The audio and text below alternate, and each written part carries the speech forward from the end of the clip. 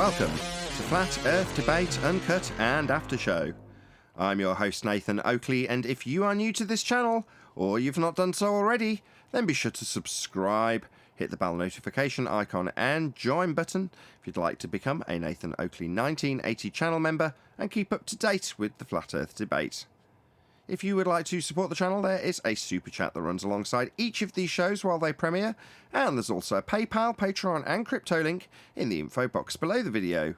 Also below this video, you can get £50 for swapping your UK electricity supplier to Octopus Energy, and this is of particular note if you drive an electric vehicle.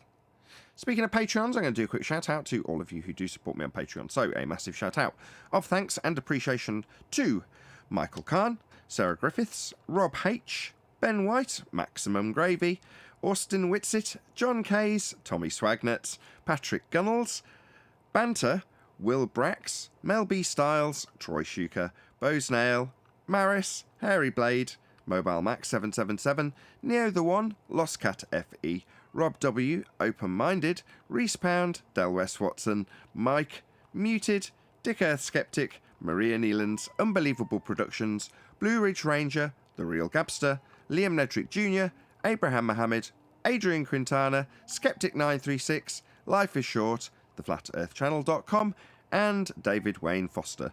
So another massive thank you to all of you for supporting me on Patreon.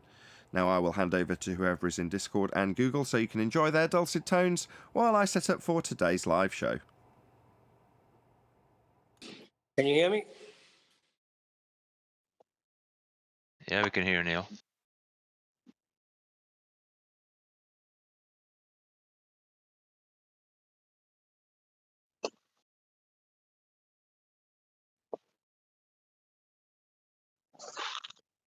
Really, nothing really outside of like just, I don't know. The fact that it's over? Not that I don't know. I was just gonna say there's like drama outside there, but we shouldn't really encourage and promote drama whatsoever. We should just focus on, What do you mean? Let's just not go there, Neil. That's the reason I was hesitant to open my mouth about it. Because I wouldn't Drama is exactly what say sells it is tickets. drama, but it's No, more I'm like I'm talking problem. about you. Somebody has a problem with No. with I'm talking the wait, moderation. I'm with not the talking about mods. I'm not talking about Discord chaos. I'm talking about in YouTube land and this community as a whole. Oh, Yeah, you have to be more specific though. let's not dirty our no, I mean let's not air out our dirty laundry. But yeah, there's some stuff out there, right? Seems like there's infighting going on. And it shouldn't be so. I mean we should just focus on, the Why matters is at that? hand, like the nature of this reality, right? I agree with Righteous. You know why? You want When- everybody when- to hold hands and sing when you have Kumbaya? when you have a when you have a disagreement on facts and you keep it on facts like Nathan does, that's something you can work with. But what we don't have is the mainstream arm on our side. So regardless of how we feel, at any time they can take a compilation of anything that we've done and make us look bad. How so? We as the people who don't have the mainstream arm on our side should always keep ourselves in check and only respond to arguments only forever. Yeah, anything else is a distraction. And confusion. I agree. So tell us what exactly this dirty laundry is that we shouldn't be talking about. Oh, just some Yeah. hoo-ha or whatever you call it. Nothing big, nothing major at all. Just some things that happen every now and then. Oh, you're just joking. I get you now. Okay, jeez.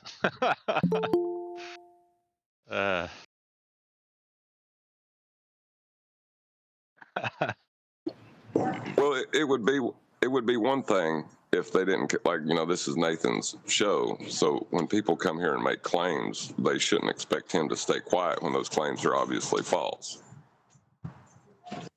I'm not telling how That Nathan falls should under the category of the argument, right? Personal criticisms, how you feel. That's Well, outside of what Nathan does. Nathan doesn't do that, does he? this is how I view it with Nathan's show. Okay, when people come on Nathan's show, they're on his turf, and they have to be subject to how Nathan runs the show. So even like me yesterday, how I stepped up, not yesterday, when I stepped up from Sin Cleanser that day, I was kind of like stepping out of my lines. And Nathan was right when he said, hey, don't tell me how to run my show. And I was like, oh, he's right. So Yeah, that's kind of how it is. We just follow Nathan's lead, and that's how it just me goes. being a bitch. This is my corner, bitch. But arguments are heard here. Well, he's within his right. Nathan, Yeah, but you were within his right. Nathan allows arguments here. Oh, God. Well, this But is for Nathan's once- conceptual space. Sorry. It's all right. For once, Neil's right. It was just down to the argument. In that instance, in that moment, the argument took precedent over starting the live show. That's all it boiled down to. I prioritised the argument over starting the show because it was being recorded. And that's your choice.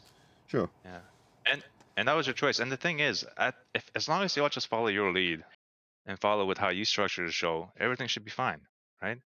Like I can reason with you, I can talk with you. What are you trying to say? As long as you do it my way, it'll be okay. Yeah, you're damn right. Well, it just keeps it, because you see, we don't got authority to enforce anything over you. You got authority to enforce things over us. So as long as everybody just does their part, it won't be that confusion there, right? And it won't be those emotions there. Hold on. It's not about how Nathan runs the show. He does let arguments be heard. He doesn't just shut down everything. Arguments are heard, and then they're dissected. I don't think anyone's arguing that. But we're not arguing. I think Except the point is, except our entire opponent base. I think the point is Right, our opponents infighting. are arguing That doesn't That's have why I to want to make it clear. infighting, outfighting, however fighting. Anything personally related, personal attacks, ad hominems, things like that is unnecessary because it could be used at any point in time to make us look bad. However, if you stick to the arguments, whether it be tactful or not tactful, the argument is always heard. So stick to the arguments, not how you feel about how people do things, about some person living over there talking about the shit that they want to talk. Sorry for the cursing. Talking about the things that they want to talk about that you think would be a detriment to the flat earth community. Nobody cares about that. Stick to the arguments. If you have an argument for them, present it. Don't critique them. That's it. Critique the arguments. That's it. Hey, you, John. What do you think? I think this would be a good time for me to start attacking Bev's positions. Yeah, Bev, stupid Bev. What are you doing? Sorry, what position are we attacking again? I was being silly. Me too.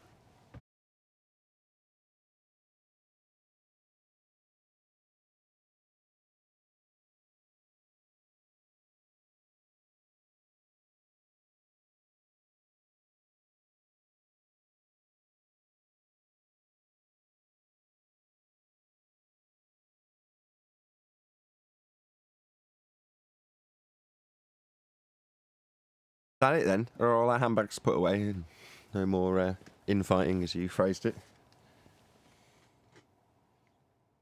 Yeah. I mean, it could be simple, right? It doesn't have to be complicated. Problem is that people mistake dealing with the argument as infighting.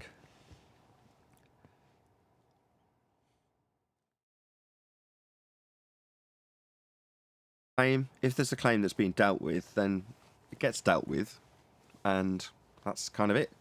There's no need for any attack on the person or the individual. I thought it was putting the claim people have a forward. belief, and because people have a belief, instead of focusing on the argument at hand, that belief blindsides them, and they can't see what's actually really being discussed. Yeah, I mean, it might be the case that your belief actually turns out to be correct, true, provable. But at the stage that we were discussing a few days ago about flat earthers who are new to the subject and they're out preaching about how the earth's flat, but they don't really know themselves. and the guy who said it, I can't remember his name now, one something or other, was saying, you know, I was going out, but I couldn't give him proof. I knew it was flat, and I'd instinctively known for a long time, but I couldn't prove that to the person I was arguing with, and it was frustrating. It's like, well, then you can't prove it to yourself then. You've got enough, not if you can admit that it's not proof enough for them, because others might say, I presented them all the proof that was enough for me to be satisfied with, and it wasn't enough for them. It's like, all right, so the standard wasn't high enough for them, but it was high enough for you. Again, that could be frustrating for different reasons, but in this instance, he's like, no, I didn't have the standard of evidence I think is required. He didn't phrase it that way. He said, my opponent requires. Well, when you've got someone coming claiming incoherent dielectric acceleration or something of that nature, and they say, or they go to stunned silence when they can't answer a question with an awkward outcome for them in their claim, the stunned silence is sort of like saying, I'm sure someone somewhere can explain this. I'm not going to relinquish my claim just because it's been proven wrong, because I'm sure someone else could get around this problem. And that's what people do with heliocentrism. Well, just because you've shown me how we haven't got a geometric horizon for an Earth curve edge doesn't mean it's not right. I'm sure someone somewhere can prove you wrong. You're just a dumb flat earther.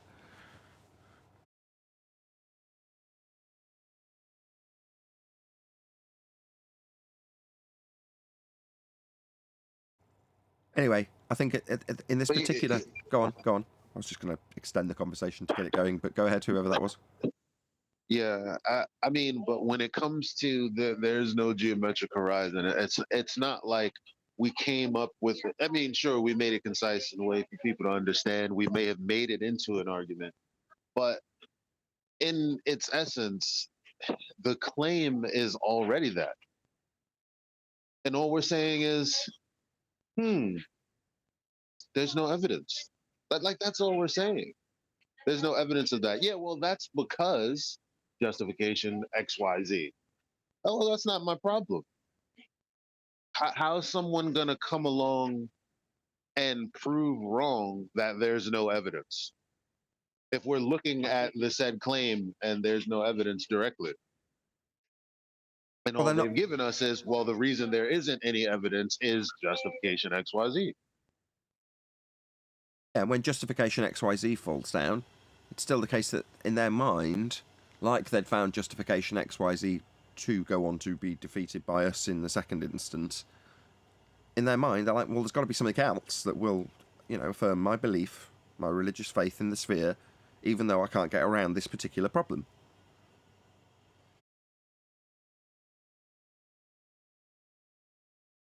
And the bit that lasts in their mind's eye after this has happened, so the scenario's just elapsed, and at that point they've got those two thoughts that I just described.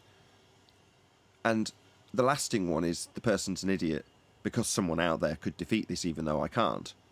So because someone out there could defeat this where I can't, and because that person that doesn't exist, that I'm assuming is out there, exists to defeat this argument I've been defeated by, that makes the person an idiot. Now, I haven't got the person to present that could debunk this, and I haven't got anything up my sleeve to show that this could be debunked. But I still got that lasting, this person's still an idiot though, aren't they? So that's the only thing that that'll come out of their mouth. Well, you're just an idiot. You don't understand.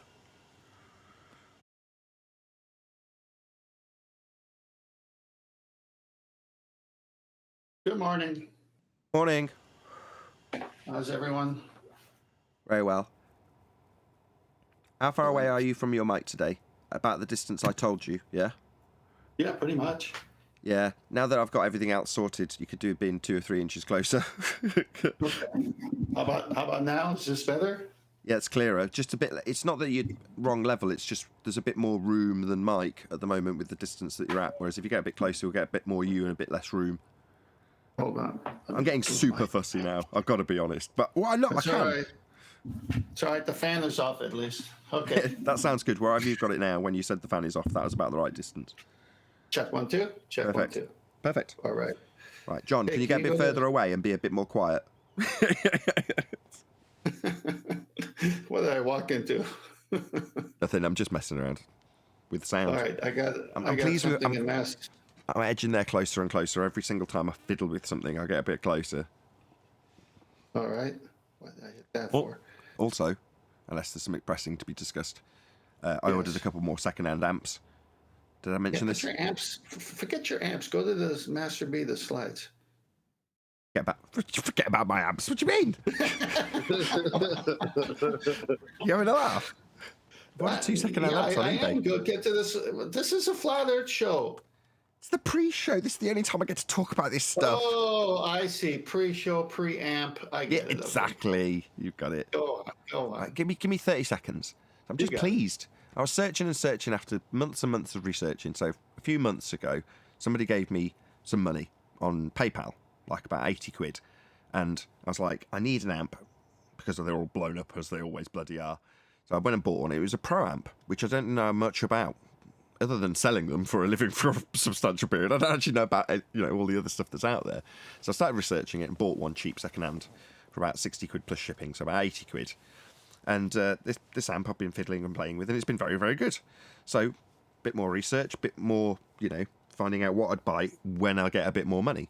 And then with 2 amps in repair, several other amps already broken, somebody gave me some money via GoFundMe. They went back to an old GoFundMe and just dropped me some money and said, sort your amps out. So I did. So I went and bought some second-hand ones while they're being fixed. So I've got like another spare 6 channels, which is how many I need in total. So I bought 6 more channels, all second-hand for dirt cheap, like cents on the dollar or pennies on the pound, like really cheap. Because no one wants them. I don't know why, but no one wants pro audio amps, and so therefore they've cost me peanuts or very little, and hopefully I can chuck them in every time my good ones go wrong, and I won't have to ever moan about amps ever again. Okie dokie, right, that's me talking about amps that I bought on eBay that I'm very excited to get in the next couple of days. Which one do you want me to start with? All right. I'm happy for your amps. Me too. Let me get to Master B. I'll tell you which one to start with. Okay. Yeah, start with the one with the airplane. I don't know about you guys, but I'm pretty amped up. Yeah, very nice. The aeroplane, I don't know what you're talking about. I've got a load from QE, Open Panel Live, and then it goes to a discussion. It's in today's Master B. It's the last 1, 2, 3, 4 slides. Before we start, can I say something quick so I don't have to derail later on? Say it. In the YouTube, I said good morning. Could you wrench me good morning over there? And then that way I can help out behind the scenes on the YouTube. Can, but not a second. Okay. Just do it. Right, done. Righteous. Right, we're on the plane, 10th man. Okay, there you go. Multitasking with a backup of 6 amps. Very good, Nathan. All right, so... No, sorry, I was just going to moan. Technically speaking, that's the other thing I was going to talk about, but I've been cut so short in terms of my time to talk about this stuff. But there we go. You go ahead, 10th man. Well, you could have came on the pre-show earlier. Well, I wanted to shout out the guy that gave me the money via GoFundMe. So he dug out an old campaign and gave me a reasonably substantial amount of money to solve these problems. Now, because I'd done all this background research, I'd kind of got an idea of if something like this comes up, it'd be great to be in a position when that happens to have the money to just buy it to resolve this problem. And also my projector's busted on an outstanding bill, which I've now paid because I had the cash in my bank. So I just want to get to saying thank you to the guy whose name won't be mentioned, but he knows who he is. Because it came to the phone call from Optome Europe, and they're like, here's the bill, and with my debit card, I paid it. Now, that's a rare event. I phoned up Anthony and told him about it. And he was like, I was explaining about there was some ambiguity about the amount paid, and he was focused on that, and I'm like, you're not understanding why I'm telling you this. And he was like, well, I don't get it. What's the point of you telling me all this? I'm like, because I was in a position to pay it. Just like that. Now, every time I'd e-begged over the last month, all it had done is got me to break even. Every time I got somebody donating to me on PayPal, it would just get me back out of the red. So I'd just be a couple of quid in the black, and something else would come up and I'd have to pay for something like Life Goes On, in other words. But I was never getting closer to covering several £100 for a lamp, first and foremost, for an amp repair, and certainly not to be in a position to have a few quid spare to buy amps to just solve the problem permanently. If something needs repairing, I could just substitute in something that's second-hand temporarily. Now, all of that was resolved by one guy, because he gave me enough money to do all of those things, to cover a bill for a lamp which I've just paid, maybe not cover the amp repair, but that's a different issue, it's not repaired yet, but certainly cover a couple of second-hand amps off eBay, which are on their way to me now. But I want to say a big massive thank you, because it's such a load off. You know, just the 300 quid for the lamp alone, when that bill came in, I was just stressed for an entire month about it. That's all I was concerned about. When that bill comes, how am I going to pay it?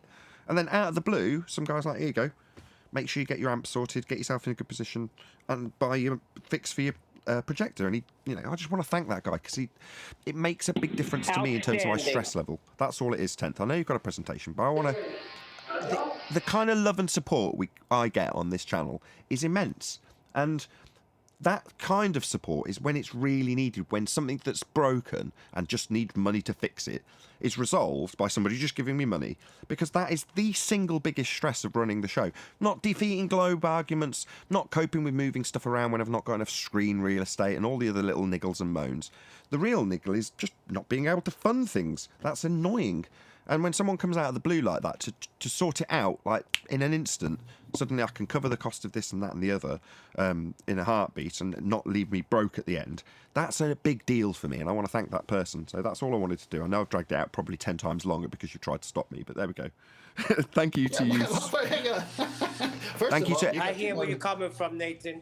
That's great. I'm just glad to hear you're able to do that. Yeah, I'm just glad of the people that support me. It's more that I want to stress the fact that the love and support from the people who follow the material we produce together results in people recognising that stress. I hope that's the reason.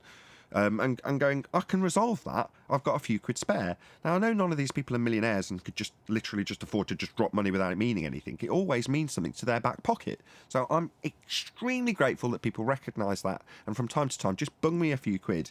And that resolves problems. So I again, I'm dragging it out much longer than it needs to be. So you're on your picture of your aeroplane tent. Let's get on with the actual show, warming up properly. First of all, I only need 3 minutes. Second of all, I thought you were done. Third of all, thank you, whoever that was, to helping out the show move on. So yeah, that's fantastic. All right, so as you can see here, we have the bubble level that's used by aviators when they don't have the natural horizon to shoot. And notice the diagram. Obviously, you need it to be horizontal, which is your baseline. And then you get your angle to the luminary from the airplane, that is. Now, some bubble sextants have a switch on them that you can convert it to work just like a mariner's sextant, where you don't use the bubble, but then you do shoot the horizon because the clouds aren't in your way. And they have their own set of books for dip correction from, say, 15,000 feet or whatever height they are. So the main point of this slide is that when you're not using the natural horizon, you can take out a bubble sextant, which qualifies as an artificial horizon. And then there's the other artificial horizon with the pan, with the mercury and all that. Both are similar. Go to the next slide. Now, the whole idea is getting an angle, and you can't get an angle without a baseline that's flat. Okay, and so in here you can see they have a tangent plane, and they've got the sun zenith over its GP. They got the observer and his zenith, and there's your 90 degrees that you need to figure out the altitude of the sun, and then the co-altitude for the zenith distance. But you can see they're all straight lines. If you go to the next slide, it shows the boat with the right angle to the sun's or star's GP placed on the globe. This is from the Mariners channel, and it was a slide that was provided for us by them. This isn't something I did here. But isn't this funny? Because this is everything I just said in the previous two slides. They need this right angle triangle coming back to them. And so now that doesn't work, as Rob Durham showed from his beautiful work with the CAD, computer assisted drawing. And so, but again, you realize this is how it's achieved. Now, if you go to the next slide, and it's the last slide, is you need this. You need 90. It doesn't get any better. Remember early on when they said, don't say 90, and Eli came here and said, I can't believe they're saying, don't say 90. Well, I said, I can't believe they're responding that way so quickly. I thought this would take a while. because that was one of the traps. So the whole point is sextant can't work without this drawing here. And guess what that zero represents? A zero baseline. And if you go to the previous slide, the guy had it over a sphere. They need this zero. They need a 90, and they need to get an altitude based off of this. Now, today, Mitchell from Australia is going to have Rob Durham on the show, which is going to be good. But at the same time, later this week, I think Friday, Adam and I are going to be with Mitchell, and it's to dip or not to dip. Now, what's important here, and I'll finish here, is that if you're going to use a regular sextant on the ocean surface, you have to minus dip, which is height correction above the surface, so you can get it to zero, because you're using a natural horizon. But when you do the bubble sextant with the spirit level bubble or the artificial horizon with a pan of mercury or oil, no dip is required because you've achieved a horizontal. The sextant needs a horizontal flat baseline. That's my presentation.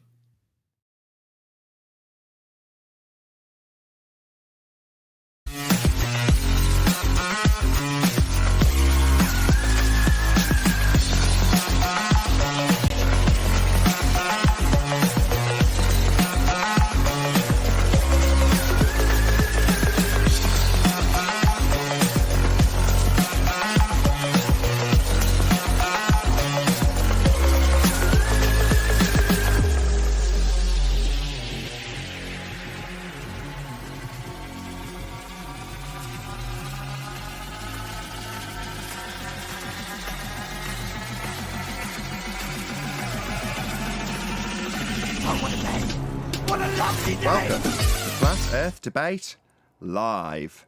I'm your host, Nathan Oakley, and if you are new to this channel, or you've not done so already, then be sure to subscribe, hit the bell notification icon and join button to become a Nathan Oakley 1980 channel member and keep up to date with the Flat Earth Debate. If you would like to support the channel, there is a super chat that runs alongside each of these shows while they are live, and there's also a PayPal, Patreon and crypto link in the info box below the video. Also below this video, you can get £50 for swapping your UK electricity supplier to Octopus Energy, and this is of particular note if you drive an electric vehicle. Most importantly, if you'd like to join the discussion, simply mute the page you are currently watching, then click the link in the info box below this video to join the panel and express your views on the nature of Earth. If you do join, please don't swear. If you do, you'll be ejected, and if you are, please don't try to rejoin the stream using sock accounts. You'll be warmly welcome back on the next stream. Please also share the show on social media. Sharing the show obviously increases the live audience, but this in turn increases the chances of a more diverse panel, so please share the show on Facebook and Twitter. One last time, if you're new to the channel or you've not done so already, then be sure to subscribe, hit the bell notification icon and join button to keep up to date with the Flat Earth Debate. Now, we are joined by Neil, 10th Man, Righteous Force, Refracted Curvature, Brian's Logic, Eli, and a whole bunch of people in Discord. So welcome one and all. Morning, morning. Hello, good morning. Hey, good afternoon. Hello, good to have you all. Welcome to the live show, audience members. Feel free to join in with the housekeeping questions in the chat. Any evidence that you can have a curved adjacent whilst acquiring an elevation angle? Impossible. No, you Every- cannot. It's a right angle triangle. No, it doesn't work with curves. Yeah, indeed. Dun, Yeah. dun, dun.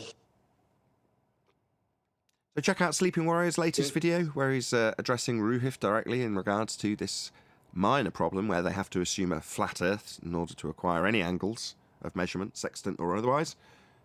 Now, after that measurement being acquired, they can beg the question of a sphere Earth and put that angle that was measured at the surface at the centre of a presupposed spherical Earth, but they'll need a geometric horizon for that. And they'll have to justify how they actually got the angle measurement in the first place, because you'll need a flat plane for that. So it's an absolute annihilation of the globe Earth, and it's a stone-cold flat Earth proof because it only works on a flat plane. Triangulation kills the globe and proves it's flat. Any evidence of a physical geometric spheroid horizon formerly known as the curve of the Earth? Not since the Black Swan, no. If you are watching this live, please share the show. This is the cutting edge of flat Earth. If you've got a family member that you think needs converting, and you want to ruin their day by showing them stone cold proof that we're not on a sphere and we are, in fact, inhabitants of a flat plane, then send them the show. Let them listen to the first 10 minutes of this housekeeping. Any evidence that we can have gas pressure without a container? No, impossible. I want to go back to the last question, though. So the most of the Western world is taught that the Earth is a sphere with curvature, with a radius, and yet there's no physical signs of this curvature. Why are they still believing this? What's causing the blindness? The same principle applies. So when I say please share the show, it's because the Earth curve horizon that was formerly understood to be a limitation to your view based on Earth curve mathematics and geometry has been debunked by an argument called the Black Swan. If the Earth was a sphere with a radius of 3959 miles, then every distance measurement to the horizon could be no more than 1.2 times the square root of the observer's height in feet, and we have imagery that shows the horizon beyond the geometric limitations of an Earth sphere radius 3959. Therefore, the Earth is not a sphere, and the horizon is not Earth curvature. So share the show so people are aware of this fact. We're not living on a sphere. So Earth is flat. So why would that ruin their day or their life? I don't get that remark. Because in normie land, your general Joe doesn't appreciate that the horizon isn't Earth curve. He's under the misapprehension that it is. And if you take that away from normie in matrix society, then that might leave them in a position where they have to question other things in their normal day-to-day lives.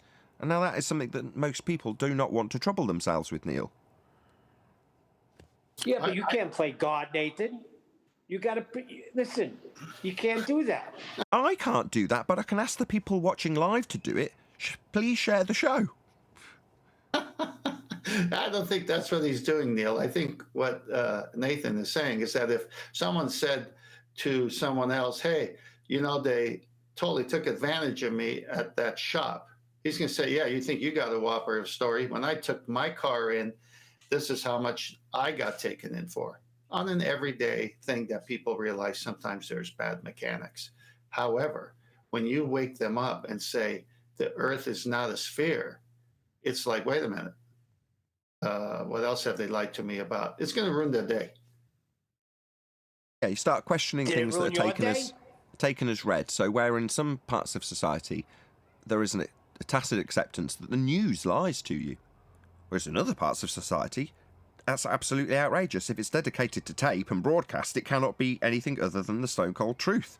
Facts as they are reported. How dare you? Well, that's the level we're talking about, but on a much bigger and wider scale, because you're talking about a paradigm shift in terms of the nature of the reality that you're actually faced with. A huge paradigm shift, and convincing people they've been lied to on that scale is very, very difficult. Now, if you present this information to them and demonstrate how we don't have a sphere Earth edge horizon, and that we don't have an Earth sphere radius 3959 because we'd be able to measure a geometry as asserted, and we can't, we've debunked it, then that might ruin their day, because they say, well, if everybody on the news and everybody in government claims we're on a sphere and that is the understanding, then they're capable of lying to me about basically anything. I think I understand your point, because one day my brother was over my house, the brother that really got me into this, by saying, you still think the Earth is a sphere? And he showed me all the information. He kind of said to my family, yeah, that's my fault. I should have never done that. Maybe. I mean, Mark Sargent's rule, you only talk about flat Earth. You don't talk about it. You know, don't talk about it ever. That's his basic rule, like Fight Club. Don't talk about it. Well, yeah, I can kind of understand a section of logic that says to me that that's correct. You know, there's no point spoiling people's day over this. But there's another part of my brain that says you're a YouTuber and you need to put food on the table, so please share the show. Any evidence of a self-perpetuating molten iron core at the centre of a presupposed spherical Earth? That's a silly, illogical question.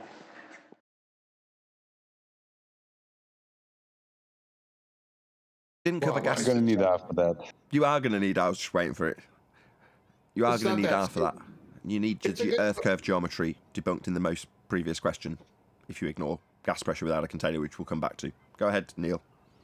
No, it was me. Oh, sorry, Ted. No, it's a good question. It's a good question because it applies to what the secondary premise, if you believe in the sphere, that there's this molten iron core. So it's a good follow-up question because if the first one gets them to doubt because black swan, then they say, well, you know what else they say? And then you bring up the molten iron core, and it's like, wait a minute, the first one's not there, the second one's not there. Yeah, exactly. Let's go one step at a time. I guess it's silly when you know reality, then it's a silly question. So, retract it.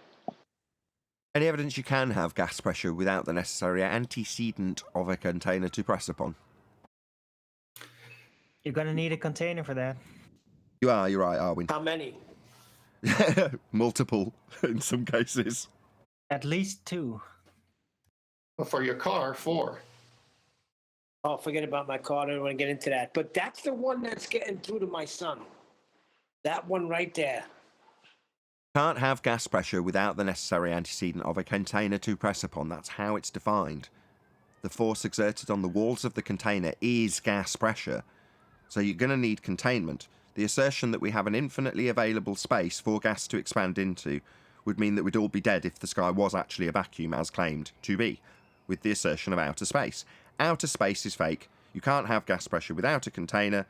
If the sky was a vacuum, the gas we breathe would fill that space. It's called entropy. Second law of thermodynamics debunks the assertion we have outer space, and in so doing debunks all claims of orbital motion, travels to different lights in the sky, moon landings. It's all debunked because you can't travel through a second law of thermodynamics violation of natural law. Sky vacuum, because we'd all be dead here on the ground. The gas we breathe would expand in all directions into that space and we wouldn't have any gas. So we'd all be dead. Space is fake. Any evidence of the R value, that would be Earth radius. I wanted to still rebut, unless Earth is kind of like Druidia. As a nice shield that can open. That's an excellent rebuttal. Unless Earth is like Druidia or Narnia or one of the planets in Star Wars. Yes, excellent rebuttal. Thank you, Arwin. Can we move on? Any evidence of Earth radius, the R value?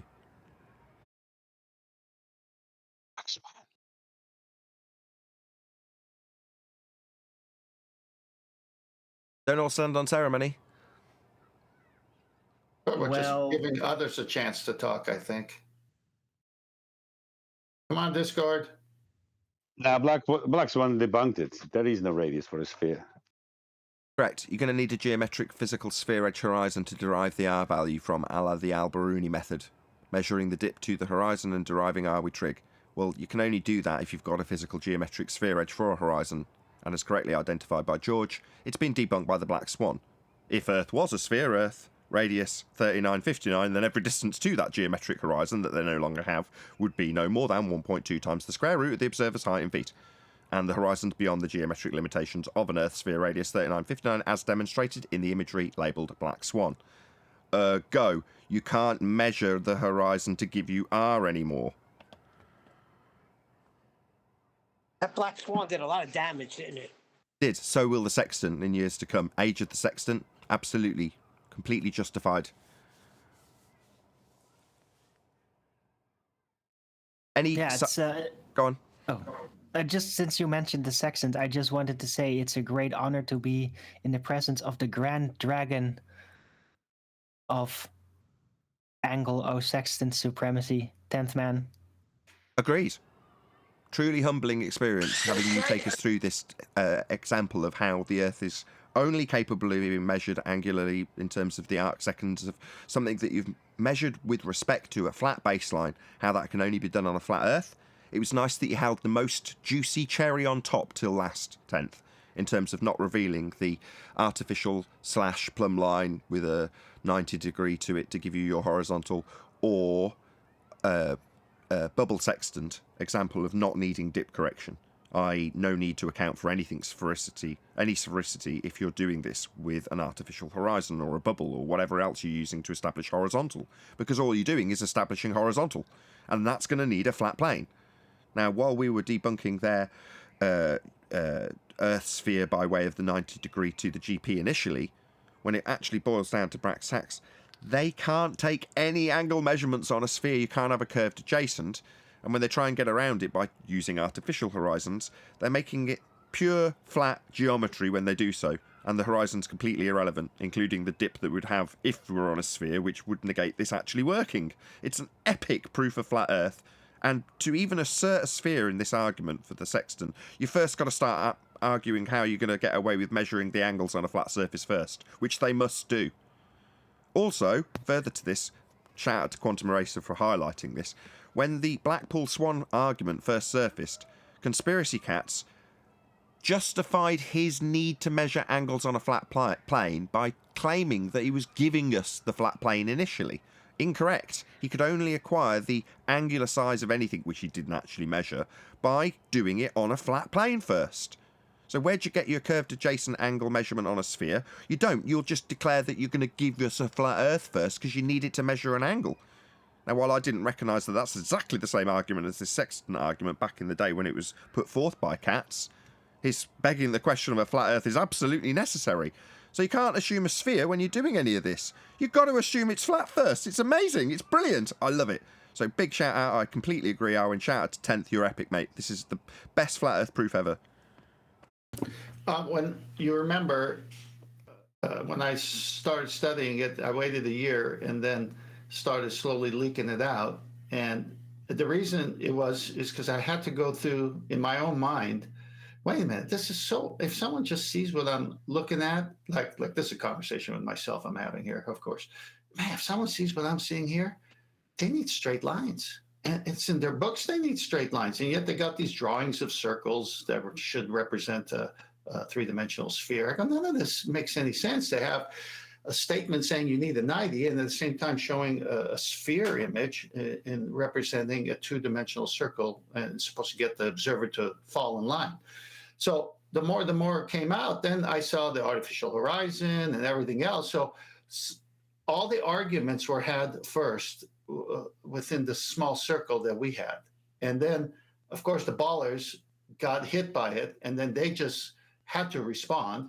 And they said every argument that in practice I said in my head. And that's why I was shocked when they went against 90 so quickly. Because the minute they go against 90, you might as well throw out the Nautical Almanac. Because what is the Nautical Almanac? It's a book of 90s. It's telling you the zenith position of each of the 64 navigational stars that the Air Almanac uses. So if you're going to say get rid of 90, we don't need 90, you might as well get rid of navigation by the almanac. So that's big mistake. Then, of course, the big one, among other ones that they haven't fallen into yet, more to come, was the artificial horizon. And we covered this in the pre-show a little bit. So the whole point is that to dip or not to dip, that's a correction with the sextant. Oh, that's perfect. To dip or not to dip, that's a correction. Oh, that's so epic. That's a good one. Yeah, so the whole point is that when you're on the said that already. When you're on the ocean surface, you're using the natural horizon because a bubble doesn't do you well if the sea is rolling, and so you can't hold that bubble right. The artificial horizon in a tray is tough at sea as well. So the only thing that the mariner has at sea that's steady is the horizon. And then guess what? It's only for that you must minus height of eye. There is no height of eye minus for the artificial horizon or the bubble sextant because you already have established horizontal. So let's reverse it. If there is no dip for those two methods and you still get the same numbers, and there is dip for the first one, the natural horizon on ocean, what is dip? Well, dip is your height above the ocean surface, and you got to get it horizontal. So what are they telling you? That it's flat. It's over. It's epic. So the only thing dragging on here is their denial of it. But I appreciate it. But this was something that I think the whole panel helped on as well. So let's keep it moving. To dip or not to dip, that is the correction.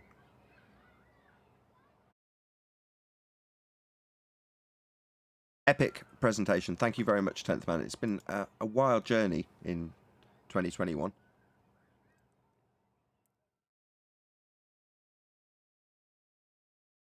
Moving It's on. gonna get wild. It's gonna get wilder. There's more to come. I agree. Any scientific evidence of gravity?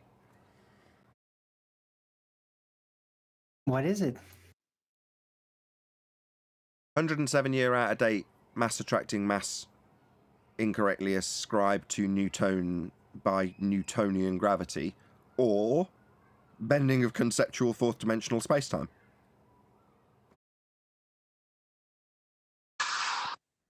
So, would you be able to prove something that is not a force but an effect and takes place in like a medium that isn't real? Could you vary and manipulate anything about that in order to establish scientific proof? Well, let's have a try. If I talk about, in a slightly different context, the time dilation experience when walking through the wardrobe towards Narnia, would you say that that is something you could scientifically validate, Arwin?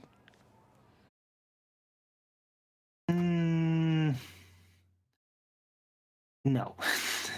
So, pseudo-Ramonian force space-time bending, that conceptual medium that no one's living in, is no different to trying to quantify scientifically or with physical evidence of time dilation when moving through the wardrobe.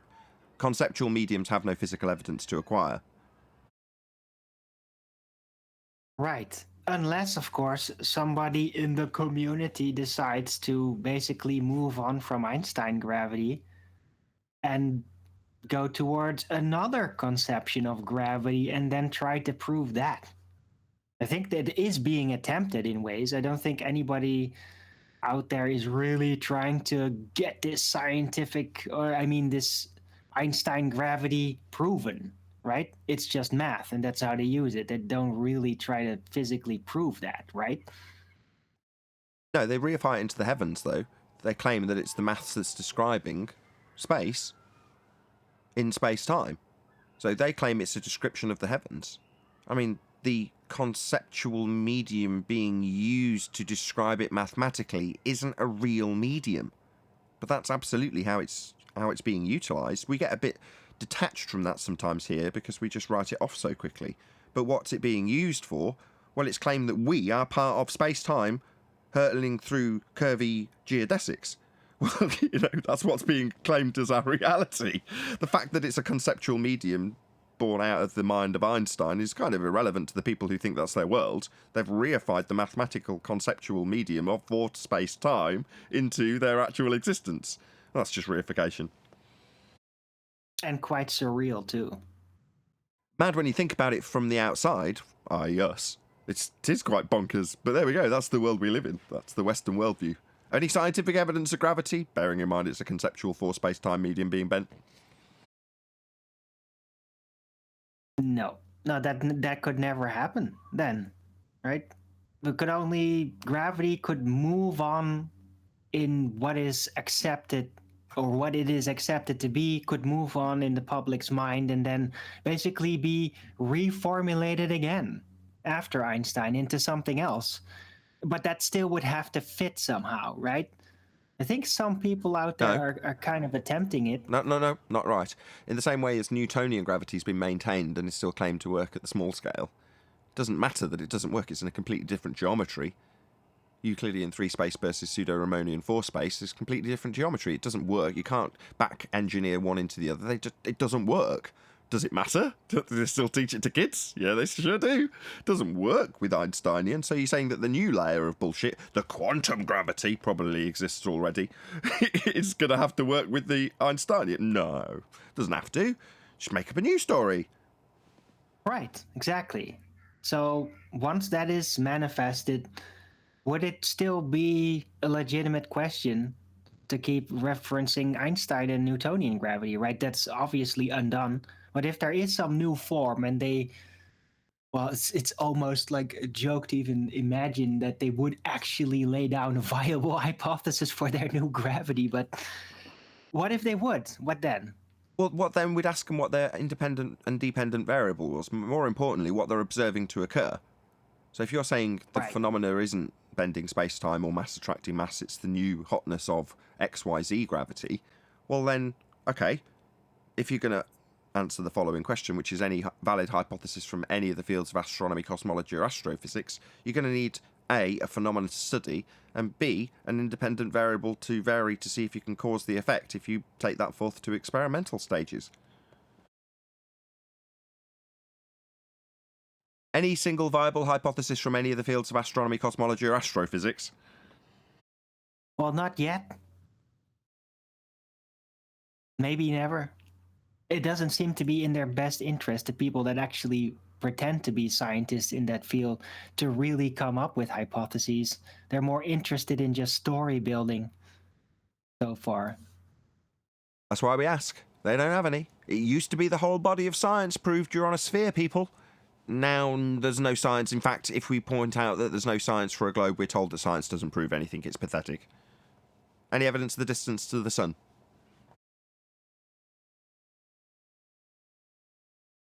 What is it? I don't know, Neil. Neil? Yeah, I don't know. Well, he knows I usually ask.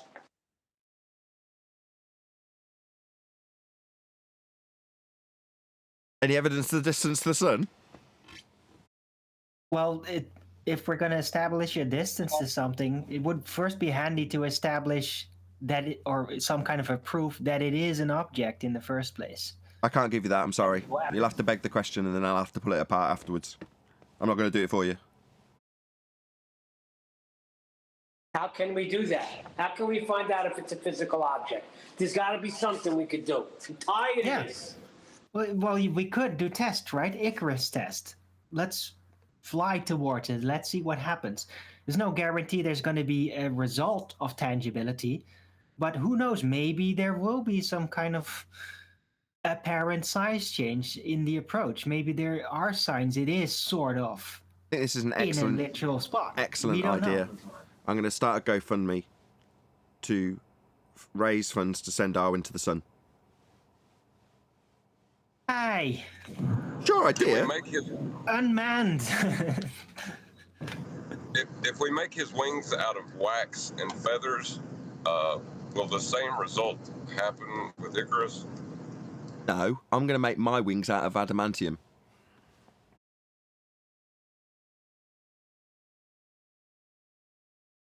Yeah, there's not enough air pressure probably at that height to actually be able to utilize wings for lift at that point.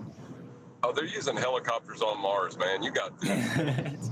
Yeah, but they have to use a rocket to get it there, though. No, they're not using helicopters on Mars. Mars is a light in the sky, and in order to make that claim work, you'd have to travel through a second law of thermodynamics violation sky vacuum to take the helicopter, to then enter through an atmosphere that's not dispersing from Mars into the sky vacuum that you've just traversed to utilise the very thin air with the helicopter blades, as they don't disperse into the sky vacuum that you've just travelled through.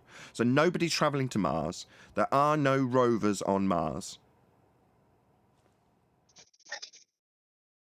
How would you find out the distance to the sun? How would you find out like where the light is? How do you find out where the location of light is? Take it away, Arwin. Tell him where it is. It's over there. There you go. The way to establish whether it has some kind of a physical or localized nature, well, approach is the first thing you should do, right? Because if it is an apparent thing or an actual physical thing in a literal Euclidean position somewhere over Earth, well, then there should be some perspective influences, because when you approach objects in literal location, their angular size increases as you approach at a steady rate, for example. So does that happen with the sun? Just clear that up. Good point. Does that happen with the sun? Not as far as I've seen, but maybe. But I haven't seen a lot of super high up footage, right? As far as we can, couple of balloons. As far as we can ascertain, as far as it is apparent, it moves as you move towards it. Yes, on ground level especially. But yeah, that seems to be the typical trend of its behavior. But with one exception. Who knows? But with one exception, which is at the sometimes reified point on the ground described as the equator, or anywhere around that region where you can have the sun at your zenith. So in a certain band of area of land, the sun, and this also applies to the navigational stars. There is a point that from any vantage point, as you look at that position at that point in time, I must add, it is directly above that particular position of land. Now, that's universally true, regardless of where you're looking at it from. Hence, well, in terms of what we've described it with the sextant, when you look at the area of equal altitude, which I'm glad now it's been a few months we can actually start detailing this sort of stuff, anywhere on that circle, when you draw out your first circle, is where you could potentially be. But it's also where that star would also still simultaneously be located at, anywhere around that circle. Now, further to that, you could expand that circle out further. As long as you don't get to the point where that star at its GP is maybe 15 degrees above the horizon itself, you can expand and expand and expand that circle. But anywhere around that circle, you could have a ring of people all looking at the star at the same position, as long as it's at the same time, all looking at it above the same location on the ground. Now, this for me is the next step of fascination. It's like, okay, this gives us a better idea how they've transposed the heavens onto the land and then given us maps so we can actually work our way around, but not with the land being plotted out correctly, with the stars and their movements above their GP. Now, that's something that's going to progress in terms of our understanding of how we've potentially been deceived, and may, or may not, help us find out how the land's actually orientated in the truest senses of the word. We might get there, we might not. It doesn't make any difference to the argument, but it's still an interesting situation to find yourself in when you know that piece of information about the GP of the sun or any stars at any given point in time. So there we go. That's my ramble over. I don't know if 10th Man's got anything to add to that. Feel free. I do. Let 10th Man go. All right. That's basically longitude. The sun is at that longitude, which is a straight line on a map. And at 15 degrees later, it's an hour away at another longitude line. And in between, you measure it in time, in minutes. So the sky is a sky map, much like the EQ Mount Telescope is a sky map coordinate system, whereas the Alt-Az is a horizontal coordinate system. So if you're going to put a grid lines on the sky, like Stellarium does, they curve them, of course, but we know that's not true because there's no R. There's no R to this Earth. And when a sun or a star is directly above the Earth somewhere, that's its zenith, that's its 90. Well, you can't say that's the highest point that star is of that day and assign a 90 to it without the baseline being straight as well, or you can't say it's a 90. So the whole point is it's on the flat plane. Those are longitude, latitude lines like the Mercator map has. They're not arcs, they're not curves, and it's moving. We're not moving, it's moving, and it hits another longitude line and another and another, and in between longitude lines. And that's why they say longitude in degrees and hours and minutes, because if you're lost between 50 and 51 degrees, and the Coast Guard's looking for you, they need a little bit more exactness. So you say 50 and 20, or 50 and 30 minutes and 2 seconds. Oh, so you're halfway.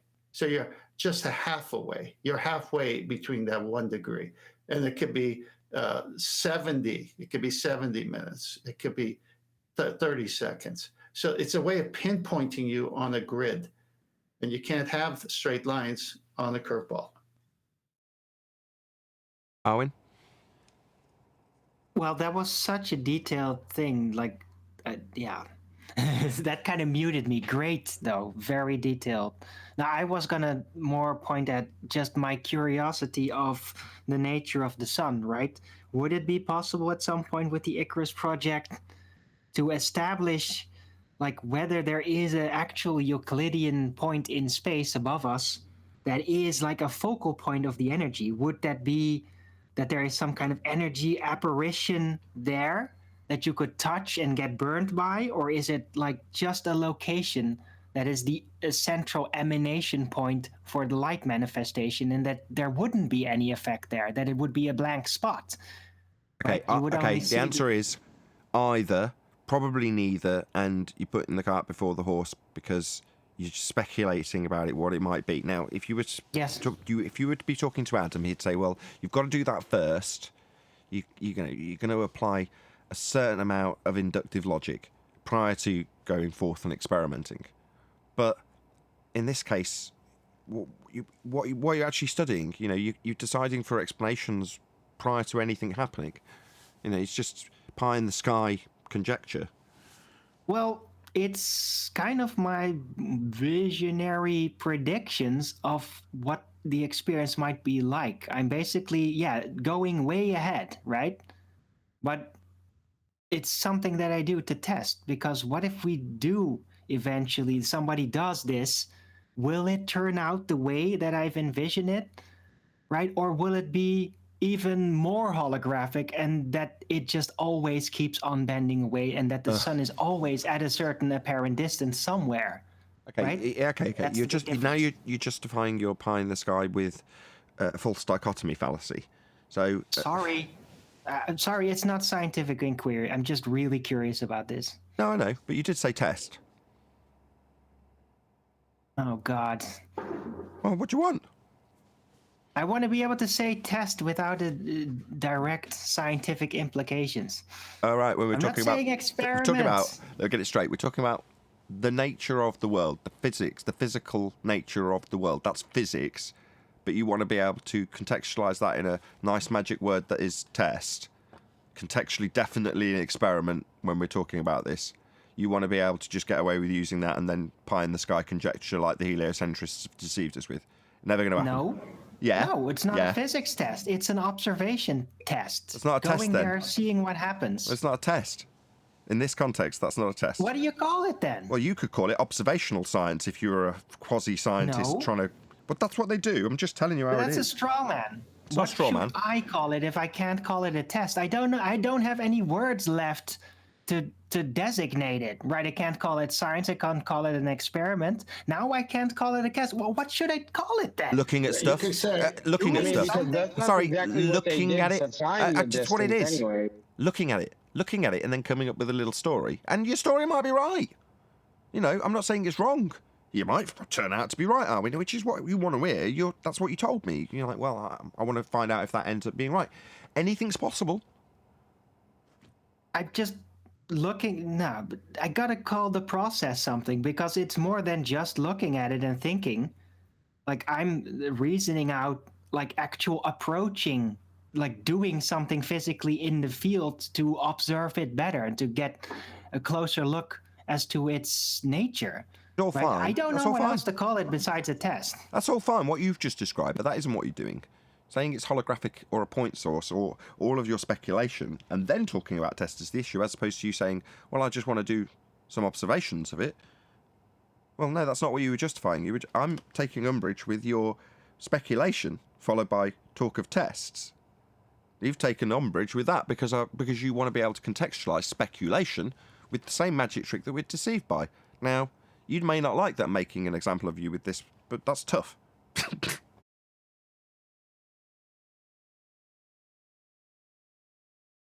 What Arwen's doing is I he's think utilising 2022 will bring us more on the sun. What Arwen's doing is he's utilising the same magic trick that we've been deceived by. In terms of the speculation, you can lend weight to it by saying, I want to figure out how I can do tests on this after the declaration that this isn't going to be in any way scientific. But we're contextualised in physics. So when you're talking about something as important to life itself as the sun, we're definitely talking about physics. It's definitely a phenomenon. Sorry, Arwen. Don't take it personally. On the bright side, we have concluded the housekeeping questions today. Well, at least you got something out of this, son. Absolutely.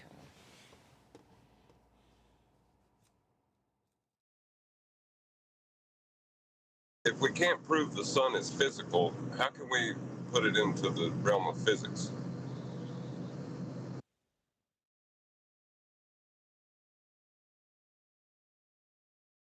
In terms of scientific validity being offered to the sun, there isn't any. It doesn't mean that you can't. It doesn't mean that you can't formulate a hypothesis based on what that phenomena is caused by. But who's trying? Who's doing that? Well, nobody. But who's claiming experimental validity to their just so stories, other than Arwin? Well, heliocentrists. Hey, I'm not doing that. You are. No, I'm not. No, I'm no. struggling semantically. Okay, it's I'm the not okay. You're not. You're right. experimentation. It's the preemptive aspect of what you're about to do when you speculate about doing tests in the future based on your just so stories. There you go. Good summary by me. Nathan is ace. That's better. Is the sun a light? No, it's a dark. No, it's a light. It's a light in the sky. How do you know it's a light? My view on this is it's a light in the sky. I derive heat from it. It moves. We don't move. I don't know any more than that. I don't know the substance. I don't know anything more than that. How do we know it's light, though? What is That's pretty light? What obvious. define light? Sun fits into that definition. There you go. That's why. Because what I'm Because we can thinking about see. is that that test where the knower knows the path of the light. And how does that test go again? Can someone reiterate that quickly to me? Which test? Say again. Knowing which path experiment. The light, the test where you like the knower knows the path of the light, and then it goes to that path. What? I need that clarified for me. You want me to summarise what happens in the double slit experiment? Yeah, if it's not too long. Sure. You fire a particle or a stream of particles, one after the other, at a photographic plate through a choice of two different slits that it can follow, or two different paths, if you will. Now, if you don't know which path it's going to go through when each one's fired, you end up with what's known as a probability distribution on the wall behind on the photographic plate or sensor. So you have a series of bars. Now, that is to say that you fire one, just to keep it simple in my explanation, and as it travels through one or other of the two slits, it might arrive on the photographic plate behind at position 1, 2, 3, 4, or 5. And then you can stack up a likelihood, how likely, what is the probability of it hitting at position 2. And you can say it's a 1 in whatever chance based on, how many hits you've had prior to it. You can calculate the probability of it hitting at position 2. So then you fire, and then you see where it hits. But lo and behold, it hits at position 3, actually the most likely one, the one in the middle to hit. So you go, okay, I'm going to fire another one. I think it's going to hit position 3 because that's the most likely and that's where the last one hit. And lo and behold, it hits number 5. Because what you're doing is you don't know which one it's going through, and as a result, it's splitting up into what's known as a diffraction pattern, an interference pattern. And that interference pattern is mathematically quantifiable as something called an interference distribution, right? So a probability distribution. That probability of where it's going to hit is the diffraction, okay? So with that being said, if you know which path it goes through, so you've got some sort of detector positioned over one of the slits, i.e. if you've only got two, if you see it go through, you know it went through the one you saw it go through, and if you don't see it go through, you know it went through the other. So you've got one detector. And at that point, the moment that you know which path it's going through, it stops being a probability and actualizes into a line behind one slit and a line behind the other slit. In other words, if it goes through path 1 and you know it went through path 1, it will hit behind path 1. And if it hits path 2, it's because it went through path 2 and you knew it was going to because it went through and you knew it was going to. So in other words, knowing which path collapses the probability distribution. It stops being it might hit there, but it might also hit there. We don't know. To, I know it will hit there. So knowledge of the which path collapses the probability distribution. That's the end result of that experiment. So to have actualization, that's wave function collapse or actualization, a line of dots behind a slit, you've got to know which slit it went through. And to know, you've got to have an antecedent, which is a knower. So to have the knowledge, you need a knower. So that's it. There you go. There's the not very brief, not very concise, probably a little bit inaccurate summary of the double slit from me, who's never done it. Hope that was good. Yeah, well, I'll have to like re-listen to what you just said and like see if I understand completely. But what if that's how the sun works as well? Like, we know the path. We think we know the path that it's on, and it's a light just like that test. And just because we're the knower of it, we determine the path of where it is. That's what I'm kind of thinking. Maybe it doesn't make any sense to anybody else. No, it does. It does on a sense if you have part of reality that you didn't know already. So acquisition of knowledge isn't the individual there and then necessarily. So on the fringes of reality, if you will, if somebody comes along and, you know, takes a video of a tree at the edges of reality, then so long as that is accessible, then a knower could have that information. Therefore, the tree still exists. However, if nobody knows and nobody's seen it and there's no documented evidence of it ever existing, it doesn't exist anymore. It's merely a probability. So you have to have, in other words, to have stuff, that would be physical stuff or informational stuff, there's always going to be a prerequisite of a knower first. It always starts there. To have information, therefore, to collapse wave function, to have actualization of anything, you need a knower first. Which answers the ontological primitives. Where did it all begin? Well, it began with a knower. That's where it all starts. You can't have any of this without having the information. You can't have the information without a knower. Gets a little complicated there. Only because I didn't explain the ontological primitives. I mean, I'm not going to get into them now. But if you want to know whether we were started out of a big bang, nature creating everything out of nothing, that would be a first law of thermodynamics violation. Or whether or not we had a knower at the beginning, an intelligent designer, well, I've just told you the answer to that question. Well, I never personally needed even like quantum mechanics to know that, to realize that, because of the nature of entropy, right? That was like the first pointer to me. Well, I did. I didn't want there to be a god. And then QE shoved quantum mechanics under my nose, and there was no escaping it. There was no getting away from it. It started with a knower. That's how this all began. All right. Why did you ask, just out of interest? Just before we go on, why did you ask? There must have been a reason behind you asking about the double slits, like almost nothing to do with any of the housekeeping or anything. So why did you ask? Just because we're talking about the sun and if it's real or not, and I thought about how it's a light, and if light behaves bizarre in a double slit experiment, and we can't actually like assess whether it's tangible or not. Okay, I got you now. Acting like that way in a macro way. Sure, I can give you an example of how that does actually occur. So if you can see diffraction patterns, you know, you've only got to have the same sort of scenario occur, and that's easy to replicate in nature. Something travelling through something and then having an option to travel something right next to it. You could imagine this through the leaves of trees is the easiest way I can give it you as a natural phenomena. There's going to be plenty of diffraction, that's interference patterns, through the gaps in the leaves in the trees as light travels through. Well, they're diffracting. Now, in the most simplest terms, you just look at it and go, that's a nice pattern. The light's diffracting.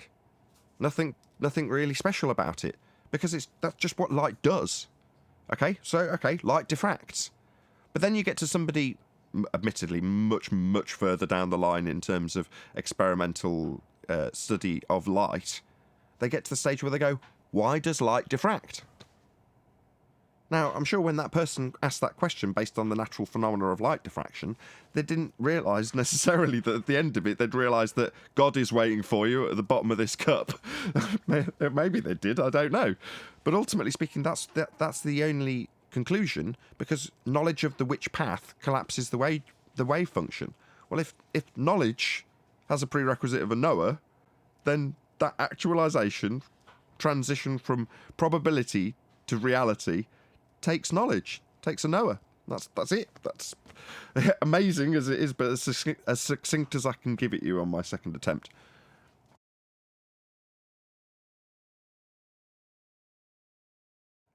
There is a Very concise, God. Nathan. It's amazing stuff. Go on, sorry. No, just saying you were very concise. As I say, I didn't want this to be the case. You know, that there's a certain aspect to the nihilism that is offered to you when you go to globe Earth faith that means that you've got that I don't give a crap attitude about everything. Because you're a tiny little speck of dust in an infinitely expanding soup of second law thermodynamics violation sky vacuum. You're just so insignificant, it's just, who cares? And that's what's offered to you when you don't realise that without you as a knower yourself personally, who can influence and literally change reality, it's within your means to do stuff in this reality, right? You just got to do it.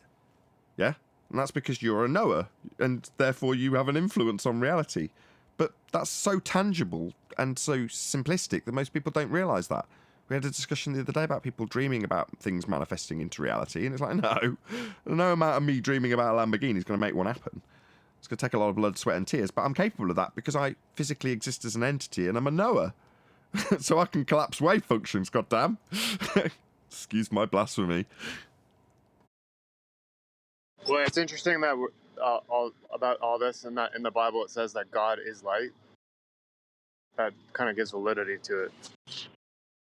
Yeah, absolutely. Well, see, that was my point, though, is knowing something can affect reality, right? That's still knowing is an aspect of the mind. So your mind is changing reality. Yeah, your mind is the starting process. But when you say changing reality, yeah, let's think of a negative example just so it hits home with a bit more drama. You've got a feuding wife and husband, and the wife decides that the diffraction pattern that is the probability of the tyres on the husband's car being shred is going to be actualised today. You know, that's within the capabilities of her manifesting that into reality in a very literal sense.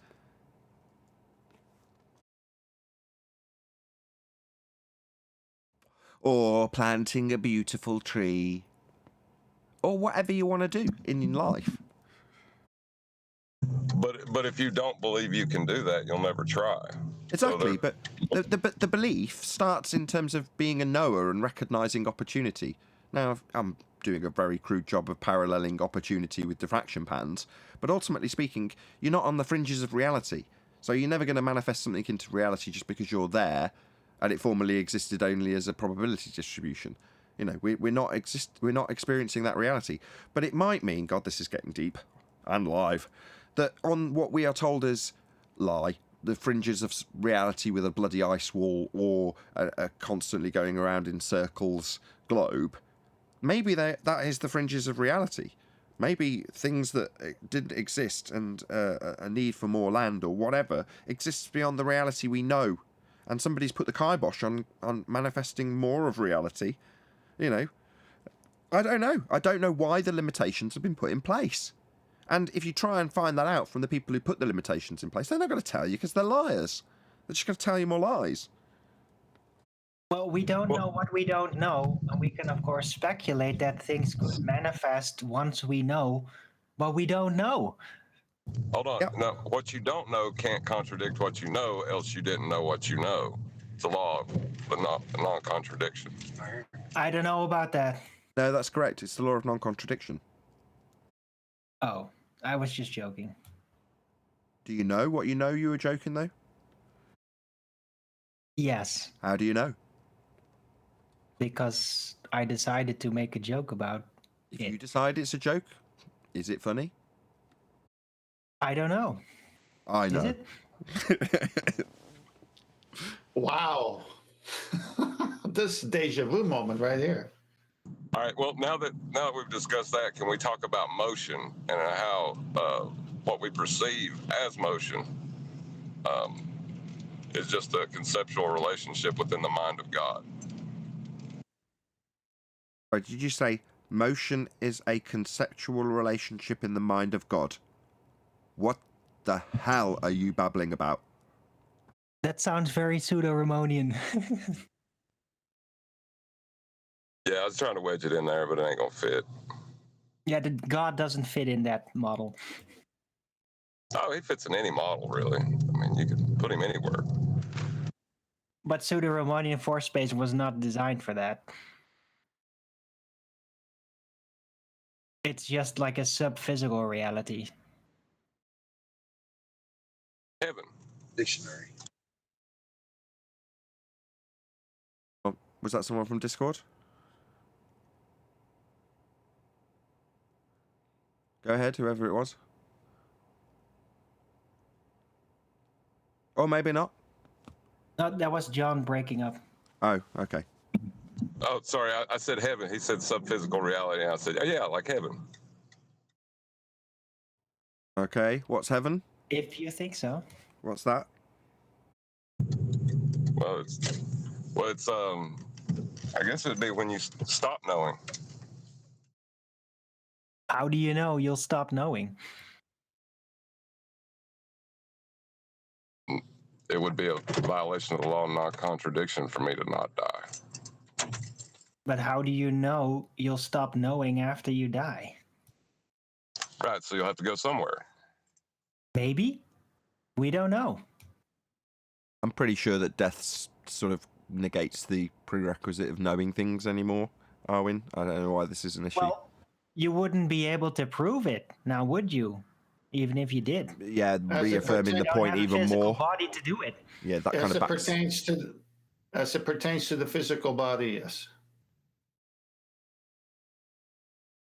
But do we know things because we're physical, or is the knowing separate from the physical, right? That's the question. It's not separate. How do you know? Look, unless you want to start getting into Descartes' philosophy, this is... Why are we doing this again? I already asked that once. I don't know. We were talking about knowing and it got all philosophical, so I'm just playing around. Well, we were asked about the sun. It's semi-serious. We were asked about the sun in the context of the double slit experiment. That's how this conversation began.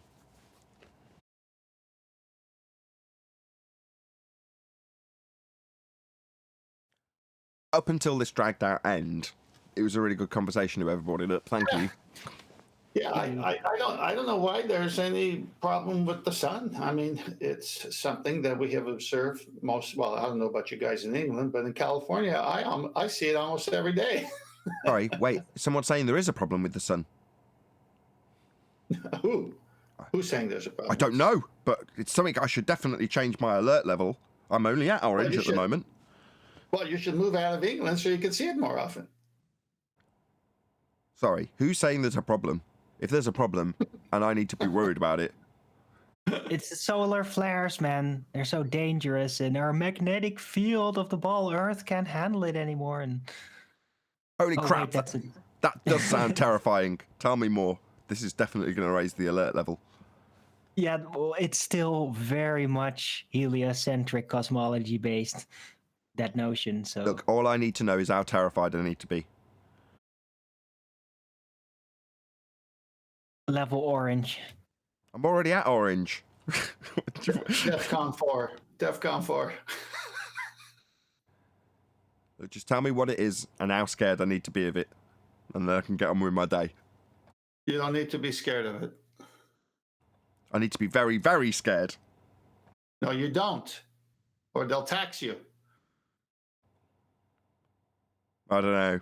That tax might help the fear go away. It's just pennies on the dollar at the end of the day, but now it's another ploy. I could be a politician. For just a few cents on the dollar, you could relieve yourself of all this fear that we've generated in society currently. Sounds good to me. Can I ask you a question real quick? Sure. Why do we need quantum mechanics to know that the probability disappears once you know? Isn't that like a Dewey moment, or it's like an axiom? Of course, once you know what's going to happen, obviously the probability disappears. Yeah, I completely I don't agree. know. No, I don't understand why you need quantum mechanics for that. I agree. It seems obvious.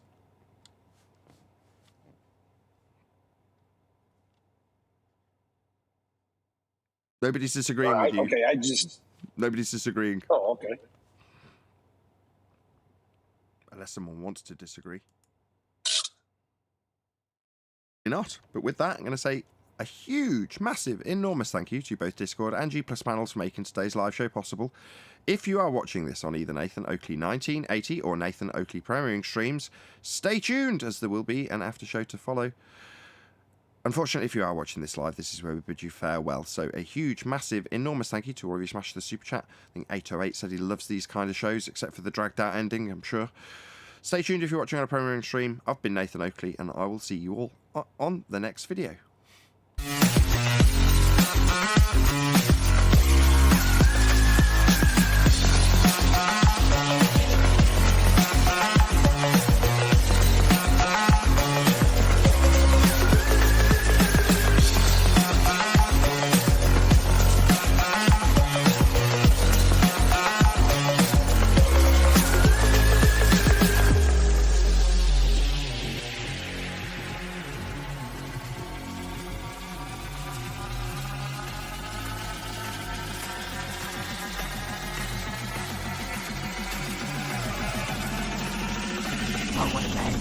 What a lovely day!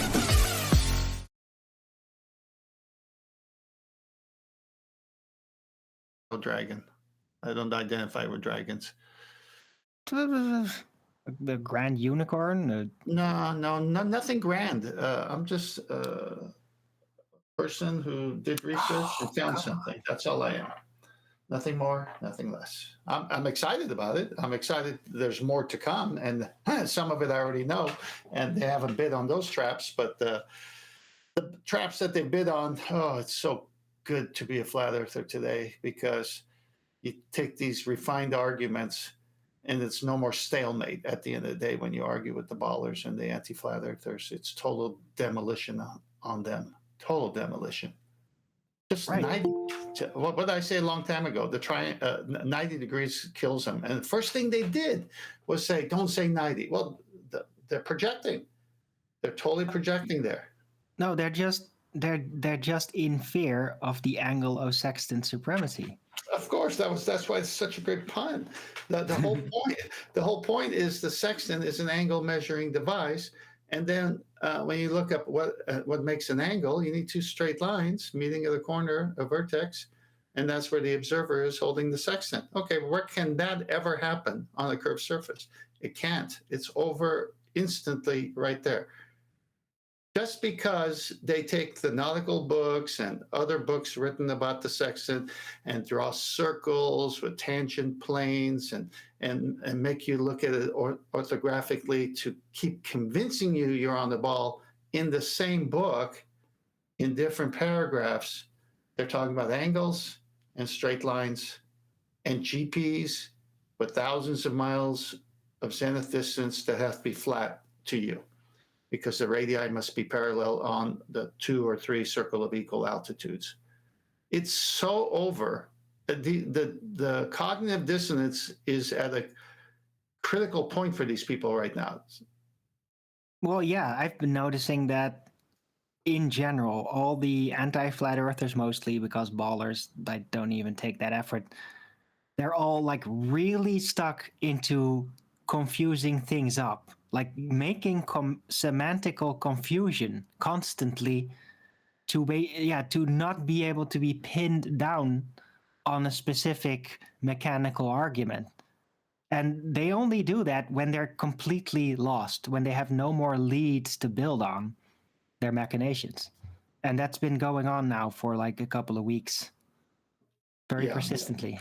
Yeah, especially as when the arguments get this refined, and it's one short sentence does them in, it's going to cause them to make more mistakes because it's not long-winded. It's easy for everyone to understand. I've shared this with people along the way as I was researching. I said, what's an angle to you? And then, most of them knew it. And then I said, well, what do you mean? I go, well, let's look it up so we have the same meaning applied to my next question. And then I just walk them through it. They say, well, duh. Okay, so the sextant can't work on the ball. I go, right. And they go, well, it's over there. And this is what people are saying to me who are willing to have the conversation. Of course, the anti-flat earthers are going to come in here and they're just like, no, we're going to go down with the Fuhrer. No, it doesn't matter. Yeah, it doesn't matter because you're not thinking.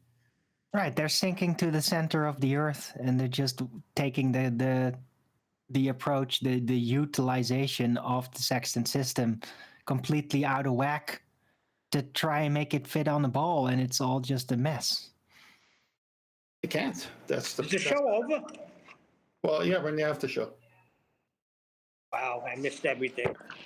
Is Nathan there by any chance? Yeah, I'm here. Should be. Hello, Yeah. everyone. Hey, Brian. Nathan, I've just uploaded a very, very short video. It's 1 minute, 22 seconds. Would you mind premiering it on the show there in a minute? If I link it to you, and I'll throw it into Ballbusters. Yeah, that should be all right. You want me to play your video out because it's you going through something, but you've obviously got the words down properly, and you want me to play it that way rather than you going through it verbally now. Is that right? Yeah, I just made it there a second ago. I just speak through the video. It's only 1 minute, 22 seconds. So it'll be very pertinent. Don't worry. Well, that's a refined video, right to the point. I like it. No messing around. Well, Yeah. I'll post it there in a second. Okay. To be or not to be? I love it. No, to dip. To dip. Yeah, but it's from Shakespeare. To dip or not to dip? That is the correction. Exactly. Brilliant. I love it. It's so funny. I like Arwen's Anglo-Sextant. Yep. That was debuted yesterday, and I gave him major props for that. That was outstanding. Yes, you did. Thanks.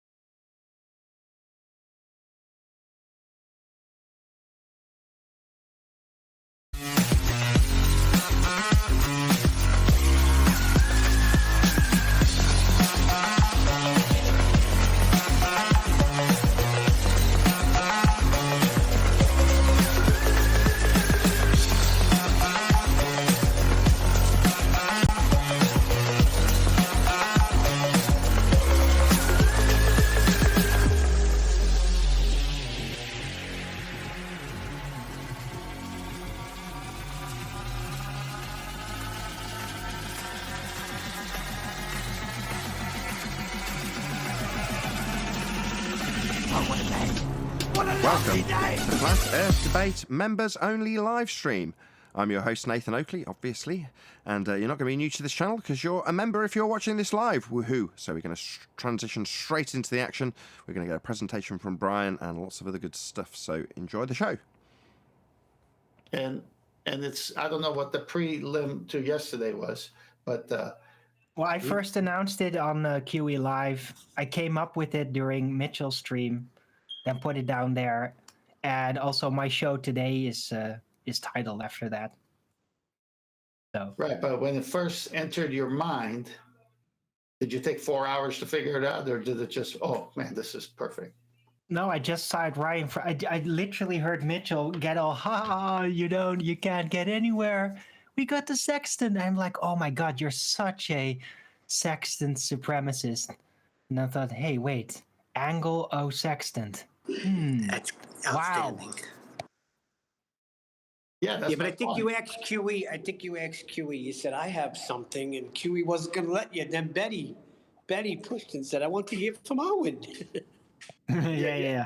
Yeah, but the initiation of it is quick, is what I'm saying, and that's how puns work. That's why Correct. Once you have it, just say it because it's there. Right. The You don't globe is catch. just- Well, it's globe is memes, just right? angle. And memes. You don't catch memes. Memes catch you. Now's That's your how chance. it works. Now's your chance, guy in Discord. Go. I was just saying the Globers can't angle it. Can't what? The Globers that? can't angle it. They can't angle That's a good it. one. They can't angle it. Good one. Very good, very good. just on the sextant, guys, I don't know if you heard me before. Is there an actual real maps out there from a navigational trip where we can see it on a map, who plotted what and where, and see some distances on a flat map? All maps are flat, and all distances are on maps, and you can go on the internet and see them show you how to plot charts. Just put chart plotting, marine navigation chart plotting. You watch all the videos. They use rulers and compasses and protractors. It's all flat. What do you mean tent? There's nobody. A captain's not on a ship with a globe when he's using the sextant. No, not at all. Maybe a globe of stars at the best. They might have had those, right? But not a globe Earth map. Definitely not. Nathan, that's in Ballbusters for you there now. That's going to be on topic. Thank you. The processing, it didn't get HT processing, but won't matter because everyone can read the words and they'll hear what I say. Hello, how are you doing? This is going to be a quick video on the truth of what is a nautical mile, because there's a lot of rubbish out there about them being connected to a globe earth, which is not true. Nothing to do with a globe earth whatsoever. What is a nautical mile?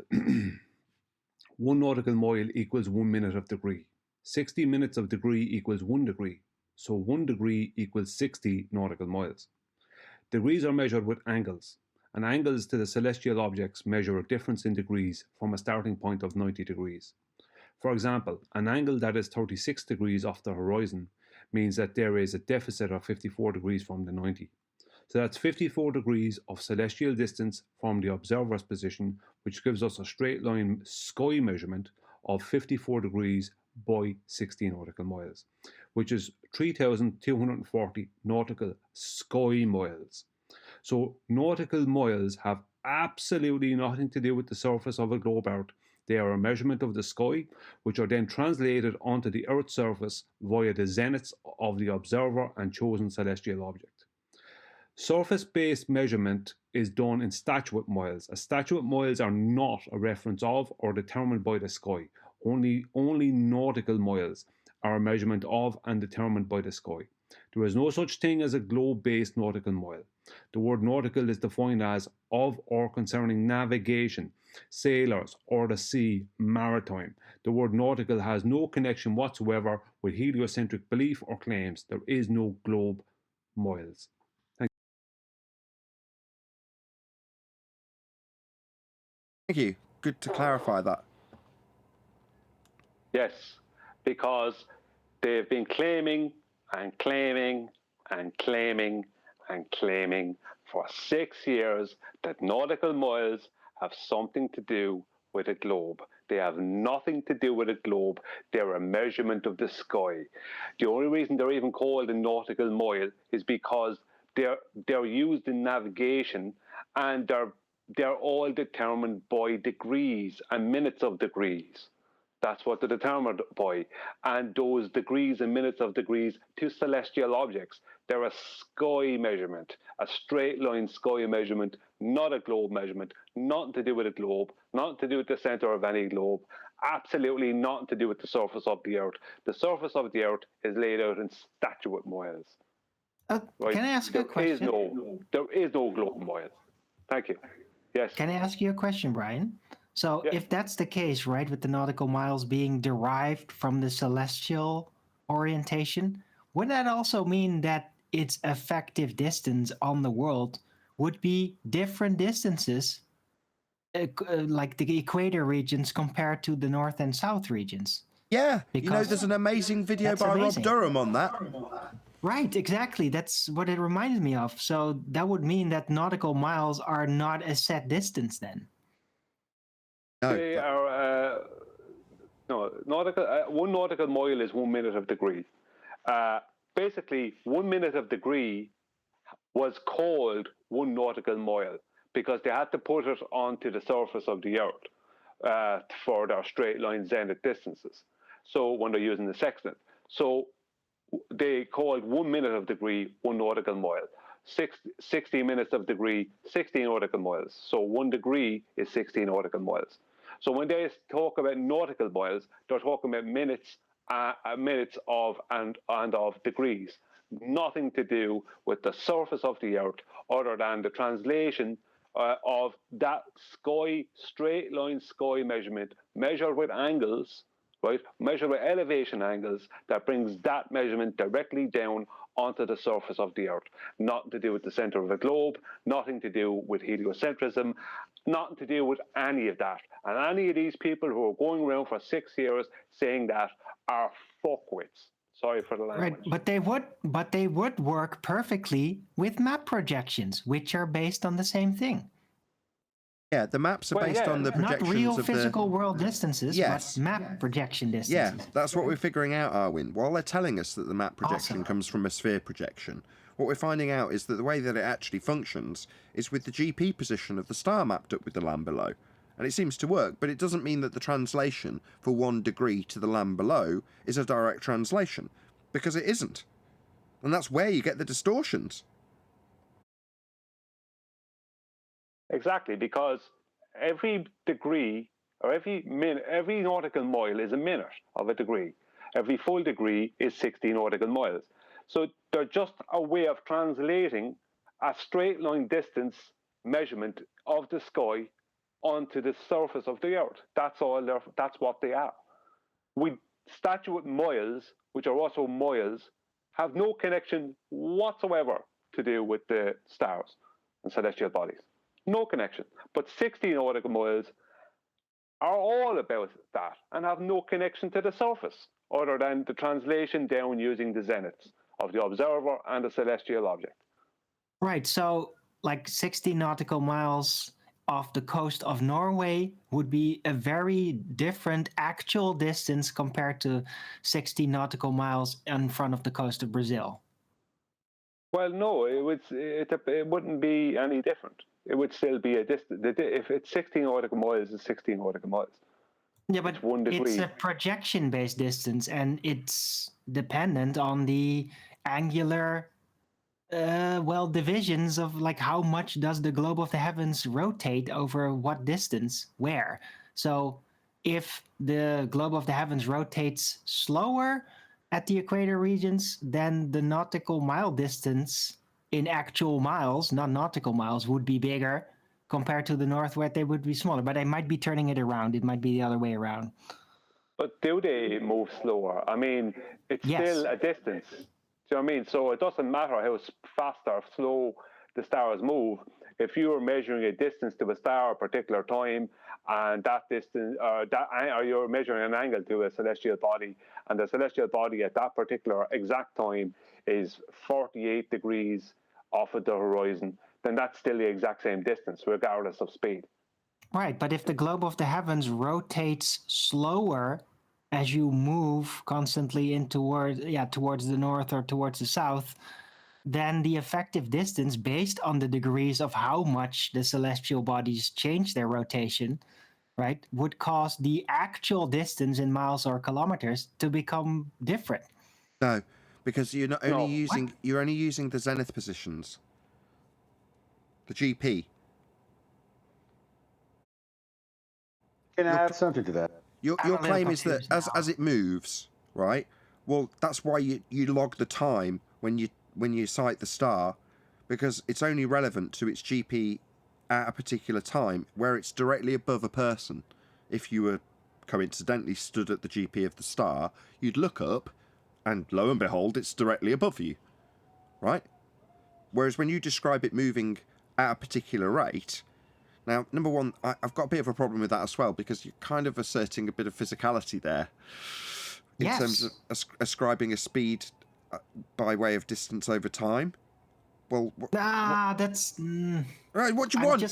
Don't have to like it, right? But this is a complicated subject. I understand. I'm just trying to clarify, because what I learned from Rob Durham's video, especially, is that a reaffirmation of a suspicion of things I've heard way before then. And that is that the globe of the heavens rotates like less over distance when you go more to the north.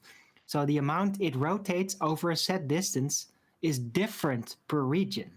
And that's if the nautical miles are purely based on how much the globe of the heavens rotates, then that means that the effective measured distance on Earth will be different in different regions because of that. The format.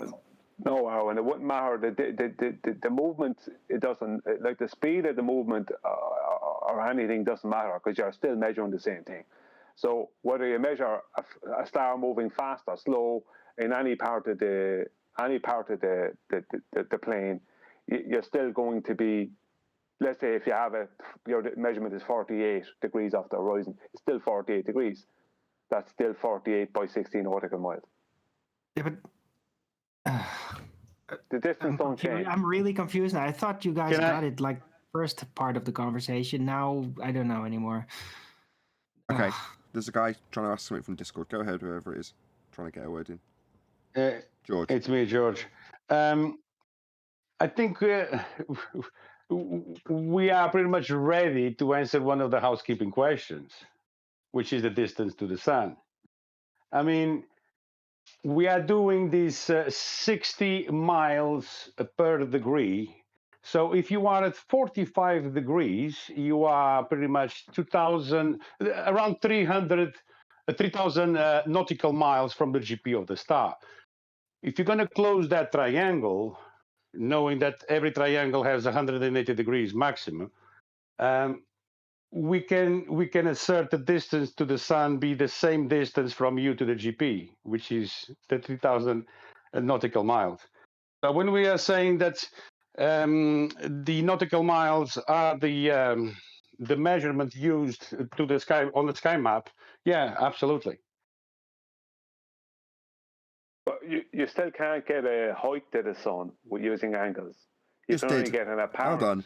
Let's see how this goes. You just did. No, okay, I guarantee you can't. Go on. You just did. You have a right angle. You have a right angle triangle. So if you are 45 degrees away from the GP of the star, you need to close that triangle. So the height needs to be the same as the distance of the horizontal line. Okay, now you've repeated it. So, hold on. Brian's already responded this to Arwin, so it's going to be the second repetition in terms of what is the miles that you're ascribing to, because that's false.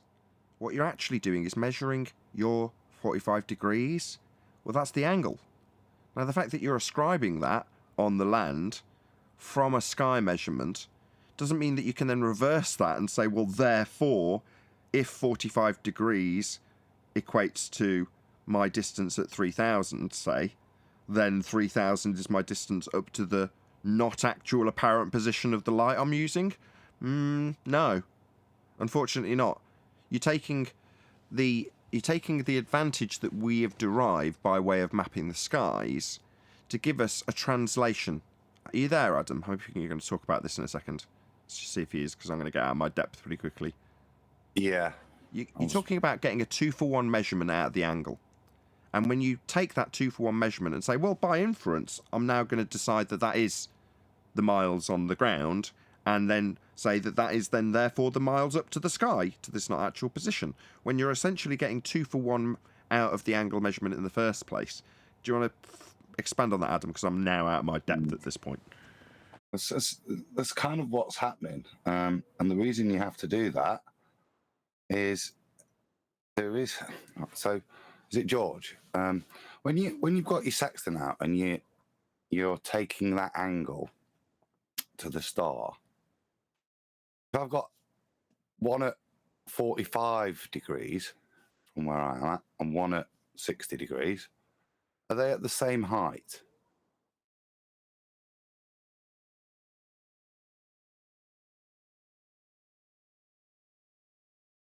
You there, George? Sorry, was that a question to me?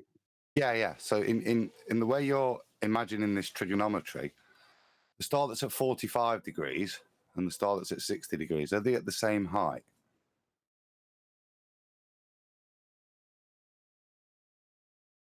If they are at the same height, well, it's different. Yeah, it would be at the same height. Yeah. Is that how it looks to you when you measure it? No, They but look at different heights, don't they? it's two different positions, isn't it? It's two different positions. What we're talking about here is right angle triangles, because you have an imaginary line which is the zenith, the line where, let's say, the sun get is that. right above the GP. Yeah, I understand that. I'm trying to get you to a point of comprehension. So, within all those bits that we've drawn and placed, the one you're interested in is the actual PP, the physical position of the star or the luminary, and that's impossible. And the system doesn't work like that. This is why you have to go up into the sky and draw your triangle. Get your triangle and your calculations done in the sky, so that you understand everything with relation to that PP of the star, even though you can't define it. And that's why you use just the laws of geometry to bring it back down to the surface. That's why you have to go to the skies to do the calculation, but then you bring it back down to the surface once you've done all those calculations through the angles, which gives you time and distance. But it'd be simple if we knew the height of the star. It'd all be very easy if we could measure that height of the star. But when we measure the angle, we're not measuring the height. We're measuring how far it is away and where it is in time. And so that mathematically, that I disagree. PP of the star, let me finish, nearly done. That PP of the star is the one thing we're not able to actually define or measure. Yeah. But we don't need to, because like I said, we use geometry and the laws to just translate those measurements from the sky back down to the earth. That's why you can't measure the star. Well, I think we can, because we're talking about an elevation angle. You can ascribe, yeah. You could ascribe an arbitrary you use figure this, to it. you use the same method to establish the height of something. If you know the length, of the base, you know the height. You do that. The triangle is a 90-degree triangle, right angle. That is correct if you're doing terrestrial navigation. So if the luminary is the top of a lighthouse, you need to know how high the lighthouse is, and that'll work it out. And that's what you get going. But that's not how celestial navigation works. You don't measure that height off the ground of the star. You can't calculate it. It's considered just apparent. Even that's why the mass goes up, across, and then back down, because it is an apparent position that doesn't ever exist as a number. I know this is weird, but you use the mirrored geometry, the mirrored triangles from the sky measurements, and then you transcribe them back to the Earth with the knowledge you've gained from the stars. But like I said, you don't define that star position. It just is there, and it's then mirrored geometry from it. Could I try explain it to George? If you don't mind. George, 45 yes, I'm here. degrees, right? 45 degrees multiplied by 16 nautical miles gives us 2,700, right?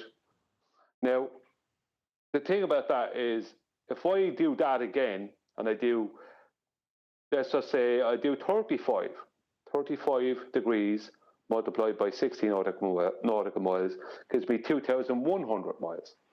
So which one is correct for the height of the sun? You understand what I mean? Every angle will give you a different I understand height. what is.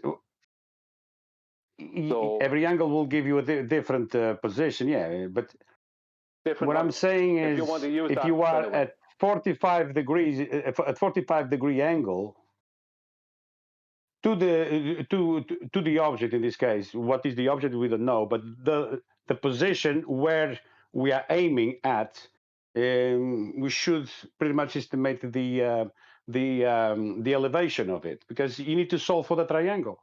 No, you haven't paid attention to what Brian's just said. So let's say you're standing, yeah, and Brian's gone outwards to make the distance larger. Let's go inwards.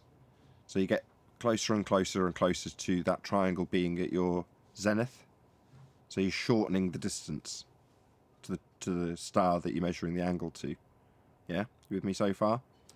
Well, if you shorten that distance, let's say eventually you get it down to just a couple of degrees, does that mean that the star is actually just above you by a few miles? That's what Brian's saying.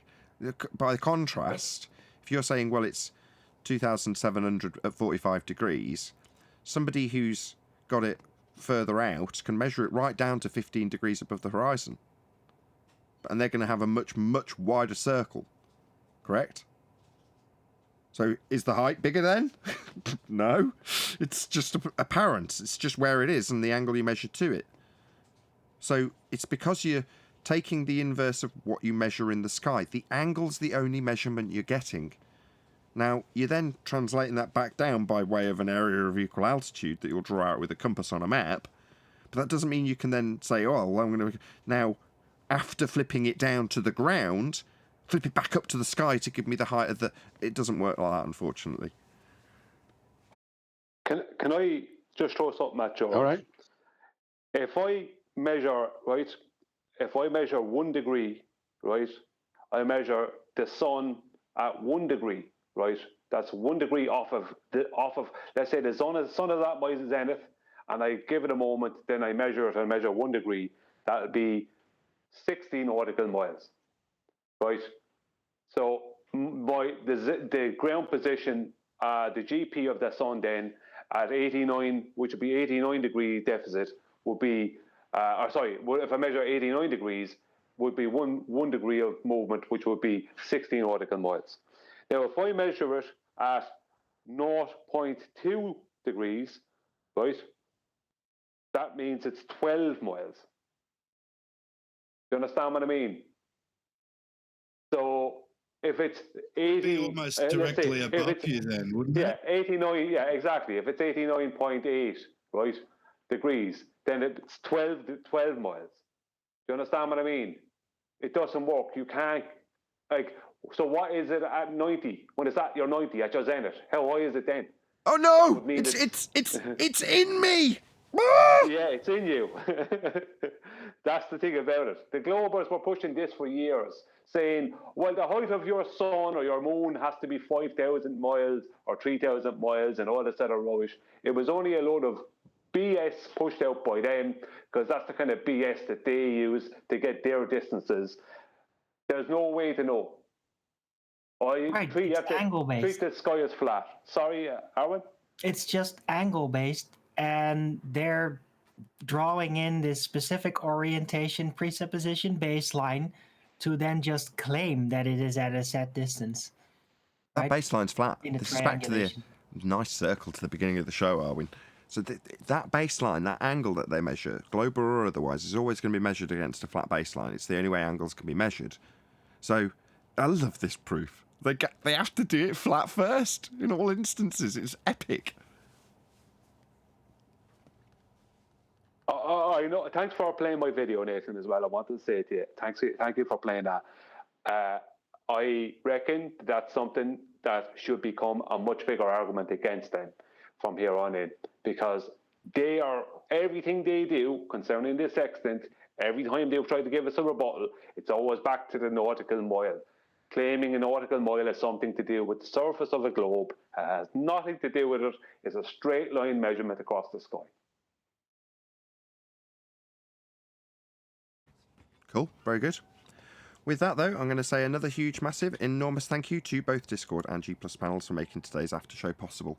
And, of course, a massive thank you to all of you in either Nathan Oakley 1980 watching as a member live or in either of the premiering streams for hopefully smashing the super chat, liking, commenting, sharing, subscribing, and all that good stuff.